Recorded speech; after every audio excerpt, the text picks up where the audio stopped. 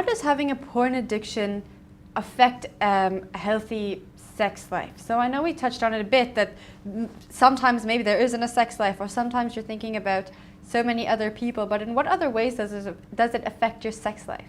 Well, I think the amount of time it takes, to have a healthy sexual relationship, you've got to do an investment. So there's got to be communication, there's got to be presence, awareness. A porn addiction just takes you away. Some people spend hours and hours and hours investing, excuse me, even though they may not be on the internet or watching the porn, those images are going through their mind. Because they're driven by shame and guilt, they almost tend to avoid their partners. And if they're caught up in active addiction, they also transfer. So they blame a lot their partners for a lot of um, not being available, not meeting their needs, not hearing. And we don't really know how much of that is the truth and how much of it is that of the addict who's saying, I don't know how to do this, but it's hard for me, so I'll just make you look at your stuff. But really, it's about just not being present in mind, body, or soul. Martin, how were you able to overcome, as you mentioned, sometimes there's 15 different images running through your head when you're having sex with your wife. How were you able to overcome that and actually enter into a healthy sexual relationship? Well, for me, there's a couple of things to look at the whole process. It's in my specific case, the porn addiction stemmed from my abuse. It stemmed from the fact that I was sexually abused. So and that is a given. That's a definite fact. The fact that I was abused made me look for relationships elsewhere. So I needed to start with the abuse. I needed to start dealing with that. The shame of it, the blame of it, all the myths that surround abuse for men. The fact that if you were abused, you probably play, you enjoyed it. Uh, the myths of if you were abused sexually, you probably go on to be a pedophile yourself. And these are all myths. And, these things, it's a totally different show. I'm sure we could do a whole thing on that. For instance, my daughter, I didn't touch my daughter for 7 years because of these myths. The first 7 years of her life, I wasn't really involved with her because I was so afraid that I was a pedophile. In my heart, I knew that I'd never hurt a child, but in my head, it kept telling me, "Oh, there's something wrong with you. It's the vampire myth." So I needed to deal with the abuse to start with. That was my first stage, and I had to face that head on. Then to deal with the porn addiction is to firstly acknowledge that it is an addiction, that it is a problem, that it is kind of taking over your life. The same as it would be with drugs, with alcohol, with anything like that. Porn is exactly the same.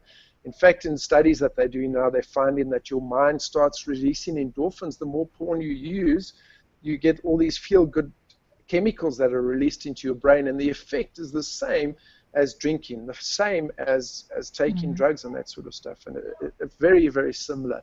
And as Cheryl pointed out earlier, it's a progressive disease. So the more you use, the more you need to do, and the more dark it gets, the more evil, the more risque it gets. And you start off with innocently, and you eventually end up with grannies in bondage and all sorts of nonsense, just to titillate yourself and to make it feel like something's happening. You need, and that would be the same with heroin. You start off with 1 hit today, then you need 2 tomorrow, and 5 by the end of the week, and so on and so forth, just to keep getting that same feeling.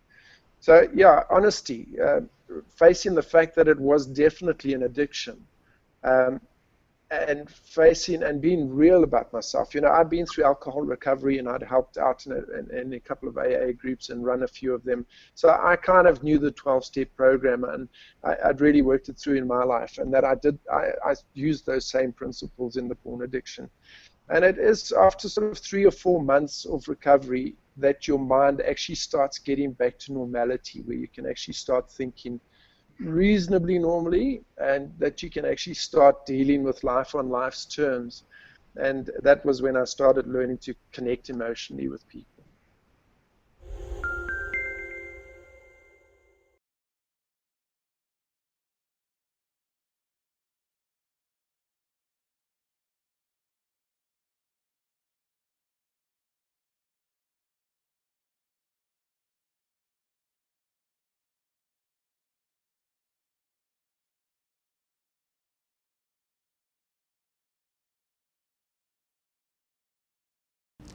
Okay.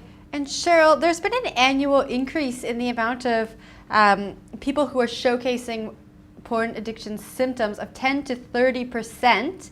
Can you tell us about some of the symptoms that one would showcase if they had a porn addiction? Looking at the amount of time that is spent looking at porn and looking for new porn.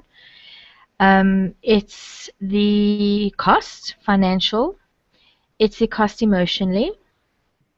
It's the degradation of relationships. It's how big is the guilt and shame, and how's a person living with the insanity?